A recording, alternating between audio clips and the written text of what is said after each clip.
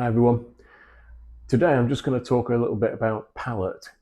Obviously the colours that you use in your paintings are really important. I'm seeing a lot of beginners, they'll sort of squirt out little bits of colour on their palette, pretty much a dollop of every colour they possess in their painting set.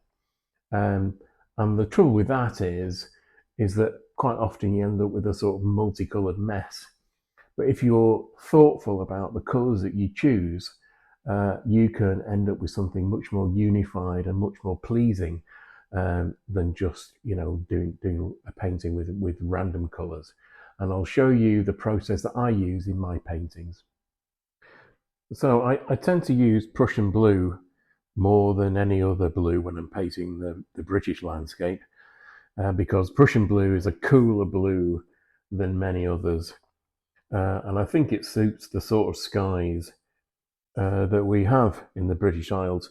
If I was painting Mediterranean countries, say Italy maybe, or something like that, I might swap the Prussian blue for, say, ultramarine or a cobalt, because they're warmer and match the deeper, warmer skies that you tend to get over there. But for the British landscape, a Prussian blue, as you can see, it's much cooler and more suited to the kind of blue that we get in the British Isles. Okay, there we go. So you can see it's quite a cool blue, quite nice, I think. Goes with a lot of other colours as well. You can mix all sorts of earthy colours with this as well. So yellow ochre is very versatile. You can mix it with a lot of other colours to make all sorts of lovely greys, muted greens, and so on. You can actually see here that I've mixed it with some of the Prussian blue here. You'll never get a sort of a sunlit green. Um, it almost tends to produce all the time a sort of wintry green. Um, if you want that bright spring, summery, sunlit green, you might substitute something like a lemon yellow or a cadmium yellow, which is a sort of more acidy green. Gives you a brighter, much more saturated green. Um, Similarly, sometimes I add this stuff, which is a pale olive green, and I'll sometimes use that in, depending what scene I'm doing, of course, something like that. And again, that mixes with lots of other different blues and yellows to make interesting greens. The painting you see here, this was done just using 5 colours: black and white, Prussian blue, alizarin crimson, and a Naples yellow. The ground's been stained with a sort of burnt yellow ochre colour, which you can see underneath some of the other colours. But the colour harmony, whether you like the painting or not, the colour harmony is the strength of the piece, I think. And that's what you can achieve just using a few colours. Every colour that you can see in that painting has been mixed just using 5 colours.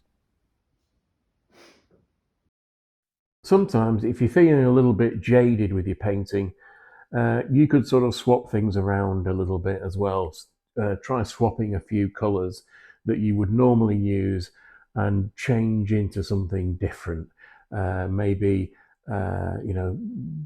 swap a cadmium orange in there, or throw a light red in there, just for a change, just to sort of invigorate yourself a little bit. Um, the point is not to use too many colours at one time. I would urge you to try and stick with 5, possibly 6 colours on your palette at one time. It will really bring your paintings together and unify them. Having 6, 7, 8, 9, 10 colours, it's way too much. Maybe 7 maximum, depending on the scene that you're painting, of course. But normally I would say stick to 5 or 6 and really explore those and see what you can do and see what you can mix with those. and you'll find that your paintings really come together and are really much tighter than the sort of multicolored things that you can get with all these different colors that you can squeeze out onto your palette. Limited palette painting is a really great way of bringing your painting together, even if you only do it for, let's say a month or two. Just see what you can do with those colors. Check them out, stick to them. Just use, those 5 or 6 colors every time you paint, and see what you can do with them. Then once you've done that and you've explored those, then maybe it's time to bring a few more different colors in and see what you can do with those. But limited palette painting is the way to go, in my experience. It can really do your painting a world of good.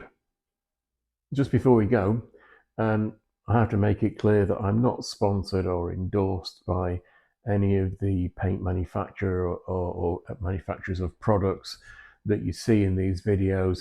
Any recommendations that I give, they're purely my own choice, that's all. And I use these things in my own painting practice, and I'm not paid in any way to promote them. Check out my website for my latest blog posts and for dates of up and coming workshops. And don't forget to like and subscribe this channel. Thanks to everyone who's already done that. Thanks for watching, and I'll see you again soon.